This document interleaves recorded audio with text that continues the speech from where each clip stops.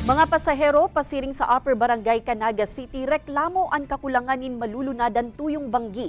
LGU nakatala ang kaulayon ang kooperatiba para sa dagdag na units. Uyan report ni Rosie Nieva. Agra ngayon yan kan pirang mga pasahero nagikan sa Upper Barangays kan syudad ni Naga ang kakulanganin unit na nagbabiyahe urog na tuyong banggi. Ang iba nag-aarkila na sa nasubuot nin lunadan sa mas halangkaw na kantidad. Mantang ang iba naman napipirita na magsakay sa kolorom na lunadan. Pag minsan, pag ko yan mayo ng ibang sasakyan, maarkilan tricycle. Sa mga pasiring sa Barangay Kararayan at sinibapang kataid na lugar, sigon sa transport group sa lugar, igwa namanin kakayod tuyong banggi, alagad limitado sa nasa 10 unit ng tricycle.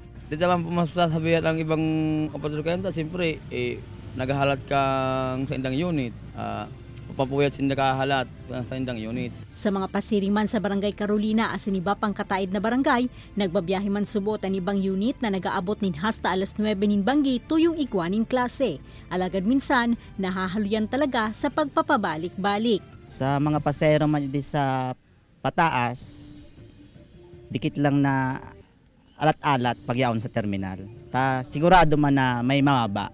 Nganing tagos ng masolusyonan ang problemang ini, nakatalaan subuot na kaulayan kan LGU ang kooperatiba na nagbabiyahe sa Upper Barangays asin nganing malikaya naman ang pagbiyahe kan mga kolorom na lunadan.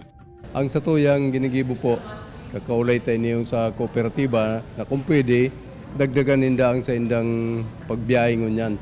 Kaibanan si Gerald Gandia, ini si Rosie Nieva, Balitang Bicolandia.